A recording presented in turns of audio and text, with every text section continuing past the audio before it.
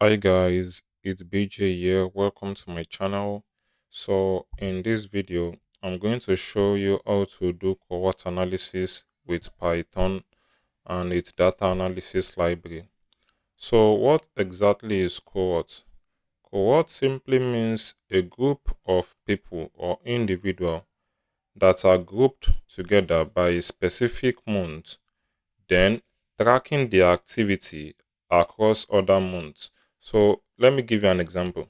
So from this heat map, we have about 100% of our customers that joined or that started purchasing from us as of December. So in January, which is the second month, so 38% of them make purchases, while also it progresses across the 13th month, starting from 1, 2, 3, 4, 5, 6, 7, 8, 9, 10, 11, 12, 13. So the 13th month is spread. It is spread across. It is spread across.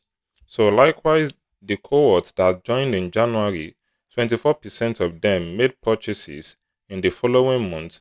Then by March, the 28% of them, then it progresses as well. So I'm going to show you how to do this analysis. So let's get started. Okay guys, welcome back. So as said earlier, cohort analysis is used to track customer behavior. So we are checking for the percentage of people we are grouping customers together by their first month of purchase, then how many percent of those people came back within the following month. So that's what we will be doing in this video. So let's proceed.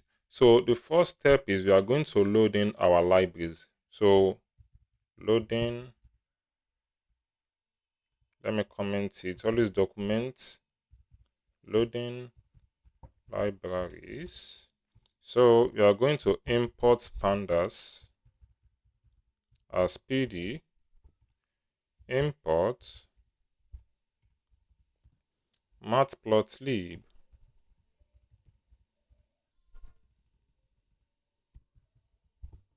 matplotlib.pyplot as plt, import Seaborn as SNS. Run. So it's loading. Let's load in our dataset. Loading dataset. So it's still loading. Give it a minute.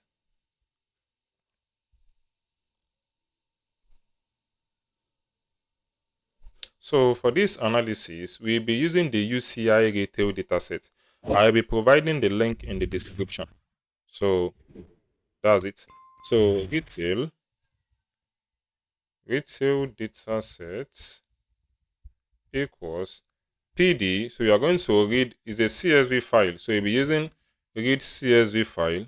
So import it, path to the dataset. So right click on it, copy as path, then Ctrl V paste. Now before we run it, let's create our data frame equals to retail dataset dot copy. The reason why I'm doing this is that in case if you were to make a mistake, so this is the best, it's just like a best practice that if you are working on a data, you don't actually make edits to the actual data, you make edits to the change to the duplicates of that data. So this is just a good practice. So let's inspect it. df. Let's check our data. Okay, so the data consists of how many columns? 1, 2, 3, 4, 5, 6, 7, 8. So out of these 8, we'll be needing only 2 columns. We'll be needing the invoice date and the customer ID. So those are the columns we'll be working with. So first of all, let's check if our data is clean to see if you can be able to do some data cleaning. df.info.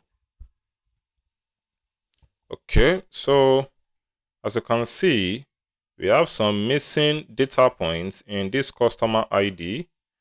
Likewise, in this description, we have some missing data as well. So we'll be dropping some of these rows so that it's going to match with this data set, that the data points which we are missing. And also, we also have enough data. We have about 500,000 data. So let's proceed. So to do that, let's use is any first to verify that is any dot sum. Okay, so in the description we have about 1,400 missing data points, and for the customer ID we have about 135,000 missing data points. Let's check if there is duplicate record in this as well. def.duplicated. Let's check. Okay, let's sum it to get an overview. Okay, so we have about 5,000 data record that are duplicated. So let's do some data cleaning. So first, let's remove the NA values. So df.drop NA. So we are dropping by subset, which is customer ID, comma, description. Let me put that in quotes as well. Description, comma, axis, we are dropping by column. So axis means 0 for column, while 1 for rows. So we are dropping by column, so 0. Then in place. This in place, it stands for if the changes we applied to this data set, if we want to make the changes to apply. So we have to put this in place. So that's what this means. Okay, it worked. Let's check if it matches. df.info, let's run it again. So as you can see, it is coming out clean. Okay, so let's drop the duplicate record. df.drop duplicates. Okay, in place again, so that our changes we apply, place equals true. Okay, let's run it. Okay, good. So let's check if we still have duplicates. Let's verify if it works. Okay, so we have 0 duplicates. So this is good. Okay, so let's check for any as well. So as you can see, we no longer have any missing values. So we still have one more data to clean. This invoice date is in a string format, is in string data type. So you have to convert this to date time. So it's not in its actual format. So let's do that. So df invoice date, equals pd dot to date time. So let's pass this as the argument. Invoice dates. Let's run. Okay, so let's verify. Okay, so it's in date time format, date time data type now. So likewise, there's still something we need to do. As you can see, with this data, we have the index, which ranges from 0 to 541,909, and we have about 401,604. So we have to reset this index to match with this. So let's do that. df.reset index in place. No, let's drop first. Let's drop the index, the previous index. Drop true, comma, in place equals true. Okay, let's confirm if it works. Okay, so it's working. As you can see, it ranges from 0 all the way to 401,603. So our data is cleaned. Let's check the first 5 head. Okay. We're on the right track. So now we want to get the cohort month. Yes, we want to get the cohort month. So for us to get the cohort month, we have to create invoice month. So the invoice month, is going to, from it, we are going to extract the cohort month. So let's quickly do that. df invoice month equals df. So we'll be extracting the invoice month from the date invoice column. So we'll be extracting the invoice month from that. So invoice date dot date time accessor dot to period. So to period is going to give us our data in months. So we're converting it back to timestamp dot dt dot to timestamp to give us our data back as date time objects close. So let's see. Okay, so as you can see, let me run the head. Let me run the tail rather. Let's run the okay. The tail is here. So as you can see, this customer made a purchase on the 9th of December 2011. Yes, 2011. While the cohort month, which is the first day of the month, is registered as 1. So this is what we want, because we want it to aggregate as months, not as actual dates. So this is good. So now let's get our cohort month. So cohort month is the month in which group of users made their first purchase. So this is what that's what we'll be getting. df now cohort month, we are creating this column. Cohort month equals df dot group by, so we are grouping by customer ID and checking their main. We are using the statistic main to get the minimum dates. That means the date in which they first made their purchase. So hope you understand that. If you don't understand, you can leave a comment. I'll be sure to reply that. Customer ID, then invoice date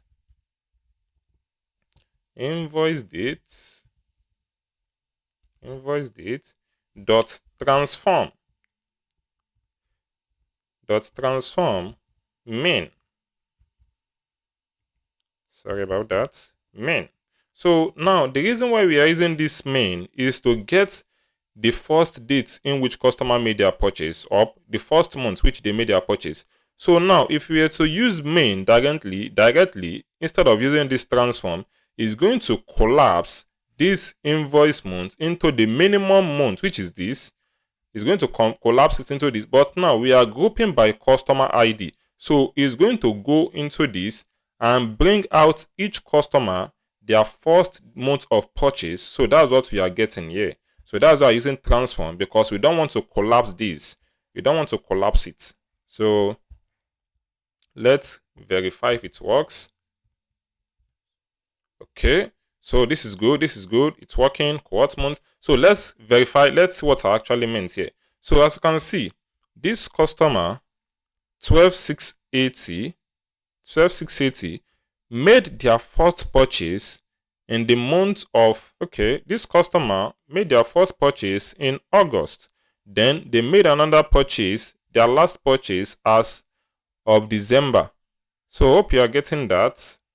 Okay.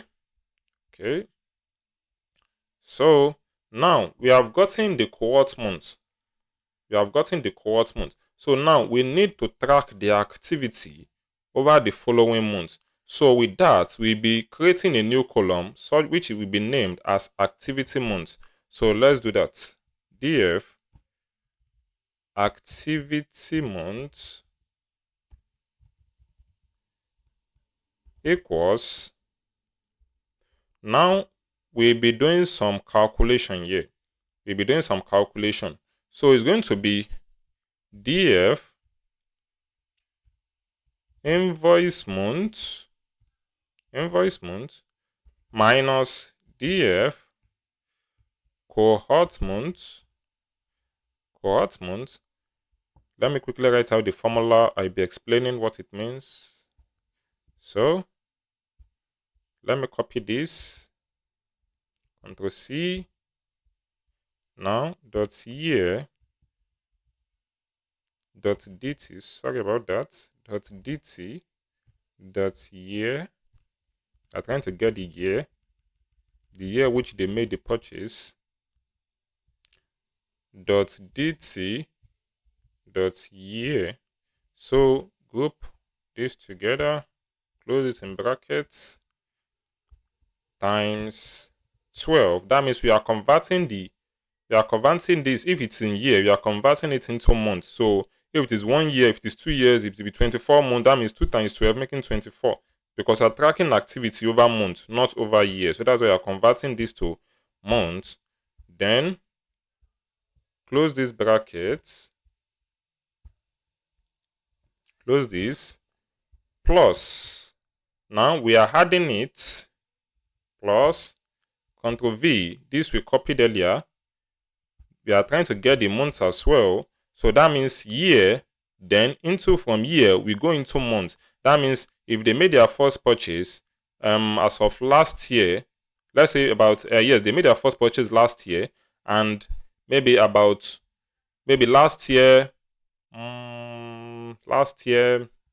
let's say February. So it is going to be 1 year.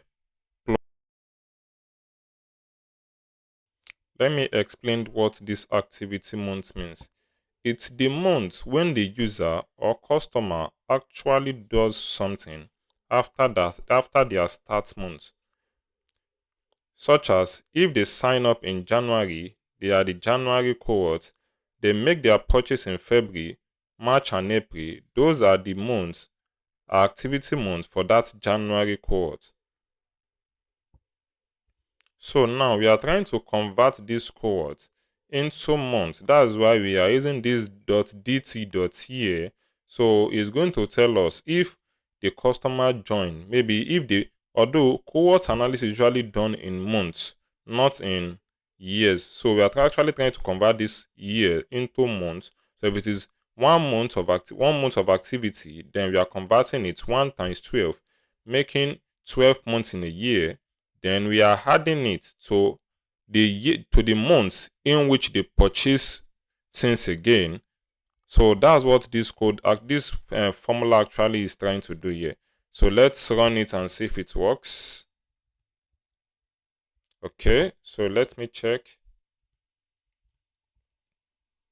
Okay, so as you can see, when this customer, the first month of purchase, which is this minus this, that means it's still the same month. So it actually makes sense that the first time they appear in the data set is the first month that they make purchase. So likewise, this invoice month is something that is just something that's progressed into months. While this cohort month will only be static for each customer because it is their minimum date of purchase. The first day they first appear in the data set. Okay guys, so I went ahead and used the ChatGPT to actually do this because I don't believe I've explained enough, because on my first time doing this analysis as well, I have to go through some Axo to really understand this. So let me just quickly read this out. Cohort analysis group users or customers based on a shared starting event, then tracks how their behavior changes over time. In product analytics, this usually means grouping customers by when they first purchased or first signed up, and then measuring retention or revenue in later periods. So what we are trying to actually do here is retention analysis. So we are not doing revenue. We are not doing for revenue. Although we can do for revenue as well. But what we actually need is retention. That means out of 100% of customer that first made purchase in that month, how many percent of them keeps coming back across the months? How many of them keeps coming back across the months? So that's what retention analysis is about, preferably cohort analysis. So let's proceed. The key idea, same cohort is equals to same starting points, then compare how each cohort behaves over time. So for the cohort month, the column we create, which is this cohort month. So this is the month when the customer first appear in your data. Example, first purchase month, first sign up month, first transaction month. So that means the first transaction was made for this customer 17850. It was made on this date. While for this one, which is part of the tail of the data set, so this person made their first purchase on the 8th of 2011, while their invoice month for that date, which is for this date, they made another transaction, which is this. So which the date which they made another transaction, and the month, which is this 1st of December. So hope you understand. So let me continue. So every customer belongs to exactly one cohort month. Example, if someone first bought in 2024, March of 2024, that is their cohort month, that is their starting month. So the invoice month, this is the month when a specific invoice or transaction occurred. So which is this? The month in which this transaction occurred and the date. So the first day of that month, so we are grouping by first date of that month, while this one tracks the actual date of that, which is on the 9th day of December 2011.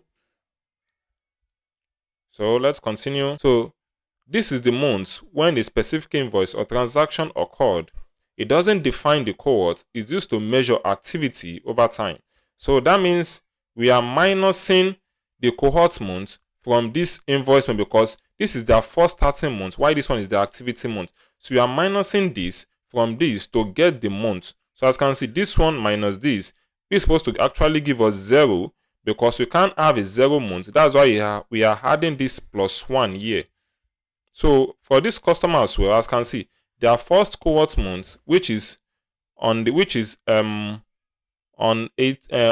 August month of 2011, then they made another purchase. They made purchase in December 2011. So we are minusing this from this. So we are because we use +1 here. This is actually supposed to be 4, but since we use +1 here, that's why you are saying 5 here. So hope you're able to understand that. It's just like saying 8th month, 9th month, 10th month, 11th month, 12th. That's 5. So that's why you're saying this 5 here. So let's proceed. So a customer bought for the first time in March, cohort month is equals to March. They made another purchase in June, which is invoice month. June for that invoice. Any customer can have many invoice months, but they can only have one cohort month. They can only have one cohort month. That means the cohort month is the starting date. The starting month. That's why you are saying that this number is consistent with this customer. Why this one here changes? This one changes. Although we don't have the whole picture of the data set, that's why you are saying this like this. But as we have the whole picture of the data set, you are going to see the activity. Why this one is changing, why this one remains as it is. Let's check df.tail. Let's check first 10.tail 10. Okay, seems this customer made lots of transactions for this specific date. Let's go back. Okay, so let's continue. Activity month. This is the month in which a customer was active again after the cohort month. It is the period you compare against the cohort month to measure retention or repeated activity. Think of it like this. Cohort months, when the user started. Activity months, every month they came back. Offset, period index, activity months, which is this. activity month, which is invoice month minus cohort month. Invoice month, activity month minus cohort month, which is invoice month minus cohort month. Example, cohort month, March of 2024, customer made purchase in 2024, March of 2024, then the following month, April, then they made another purchase in June. So activity month supposed to be more activity month or month 0, which is the March, their starting month, activity month 1, activity month 3. So that means they're going to appear in the sixth activity month. I'm coming in the 6th activity month, which is this. So that means 100% of customer made purchase in December. So 38% of them came back in January, then 33% of them in February, and progressively like that across the months. That's why this is activity months. There are cohort months and activity months. So let's check. So activity month 3, they skip month 2. So that means they skipped month 2. Since they skipped month 2, that means some customer, let's look here. See, 40% of them came back from this 100%. Since about 4% of them skipped this month, so that's why it is not 40 or 100%. Assuming 100% keeps coming back, 100% of the customers keeps coming back, this place is going to be filled with 100. So as you can see, even by November here, the November months here, 50% of them came back and made a purchase again. So if you did not understand this clearly, please, you can just do your own research, because it took me a while also to figure this out as well. So that's why I have to use ChatGPT to just break this down. So that's it. So let's proceed. Okay, so now we have gotten our activity month. Now we need to group the customers by their first purchase month, which is cohort month, and activity month, the month which they keeps coming back. So now we are going to use a pivot table. We'll be using a pivot table. So let me create that. Cohort pivot equals def.pivot table. So the index will be the cohort month, which is this cohort month, comma, then the columns will be the activity months, columns, activity month, which is this, then the value. So since we are trying to do retention analysis and not actually measure the amount which they spend,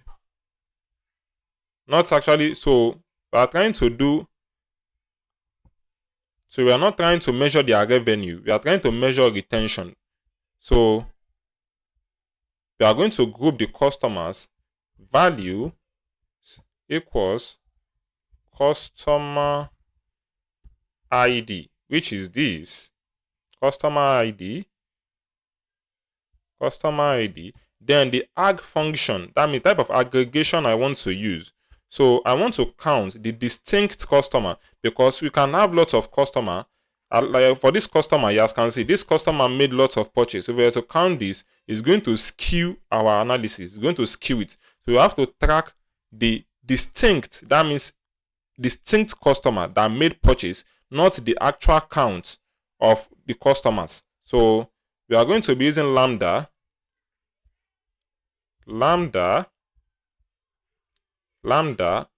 x colon x dot n unique, number of unique, open brackets, close it. Okay, so let's confirm if our code is working. Cohort pivot. Okay, so our code is working. It's working. Okay, it's working. Looks like we are missing something here. This is supposed to be 13 record, rather 13 rows. So let me check.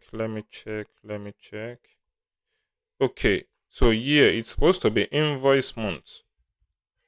So we're actually trying to troubleshoot or debug our code. So invoice month. Let's run it again. Okay, let's run this as well. Let's run this. Okay. Okay, so it's working. It's working. 1, 2, 3, 4, 5, 6, 7, 8, 9, 10, 11, 12, 13. So it's actually working. So now we can visualize these on with Seaborn heat map, but we are yet to complete this. Data equals cohort pivots. Cohort pivot annotation through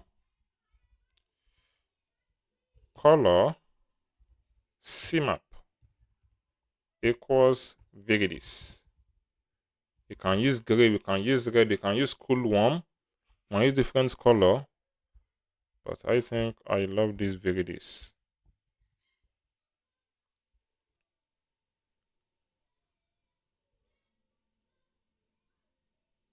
Okay, so as you can see, it looks a bit awry or messy, so we are going to fix that. We'll be fixing that. So now we are trying to express these values in percentage, not the actual numbers. So we are going to divide this data, we are going to divide it by this first column since this is their first cohort month. So we are going to divide this, we are going to divide this by this. So we are going to divide, we are going to use this column, we'll be using this column to divide all this data. So let's get that column. So it's going to be cohort equals cohort pivot dot iloc index locator or index location square brackets. So retrieve all data colon retrieve all data, but I only want the first column, which is this. So let's check.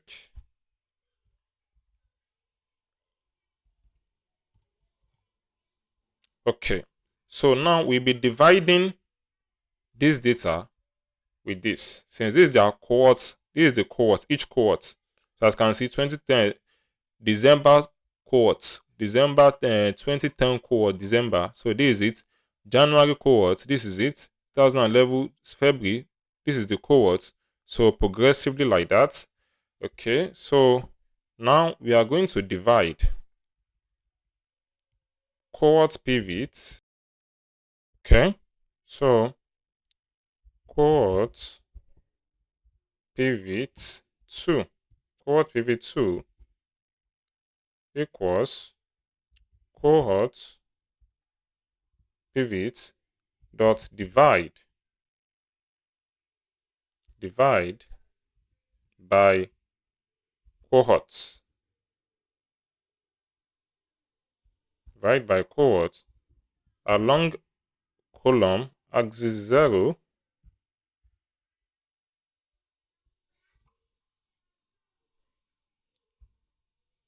Let's check.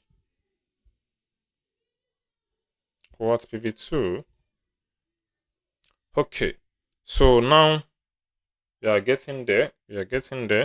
So now we want this in percentage, not in decimal like this. We want it in percentage. So we'll be using multiply. We'll be multiplying this. So cohort pivot 2 dot map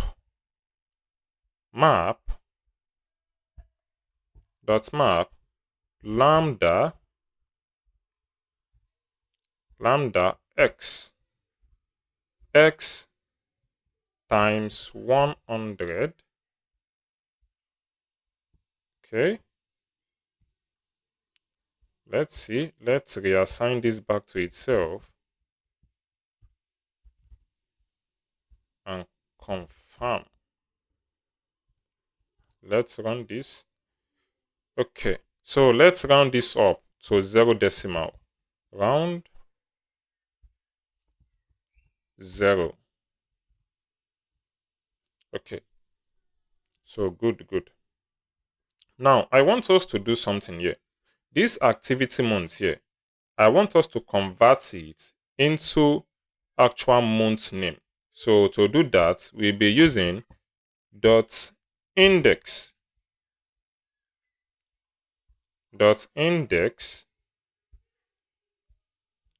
equals cohort pv2 dot index dot string format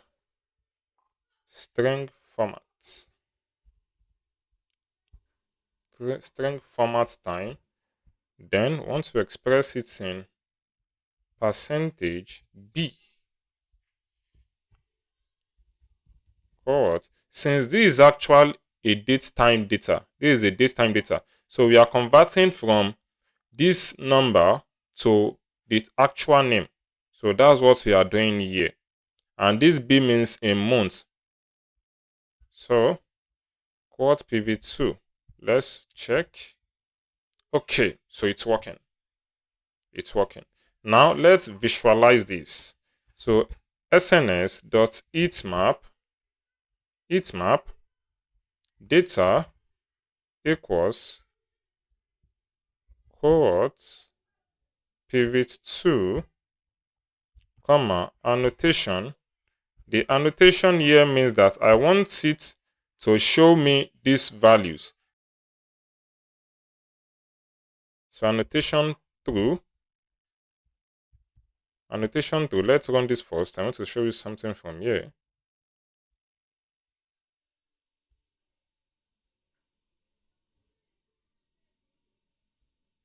Okay, so because we didn't, let me use the default color. So let's use CMap, color map. It stands for color map.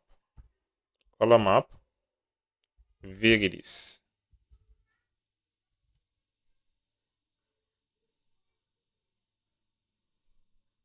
Okay, so we are getting there. Let's do some cleaning up. So we are going to stretch the heat map. PLT from Matplotlib dot figure fig size. So the width, let's make it 12 and the height to be 7. Now let's remove this. We don't want it. plt.show.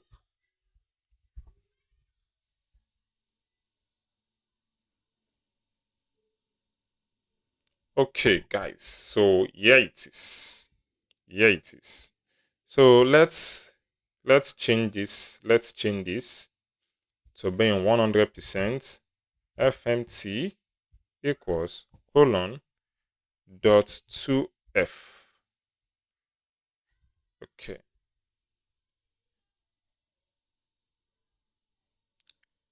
Okay.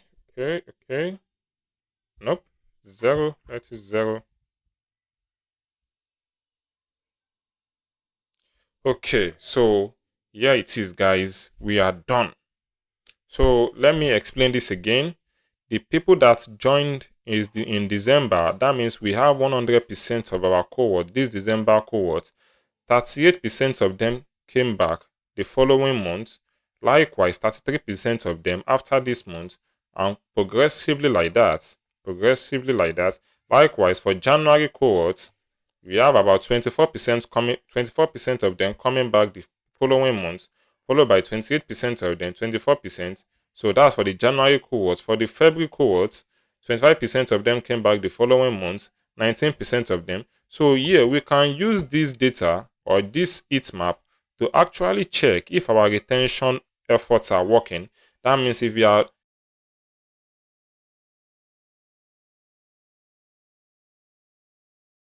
doing some marketing, so we are offering maybe discounts So we can check this after doing maybe some discounts or some marketing to check if our retention efforts are working. That means the customer keeps coming back.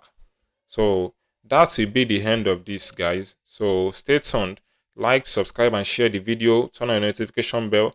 And if you have any question, you can post it in the comment section. I'll be sure to reply that. Have a good day.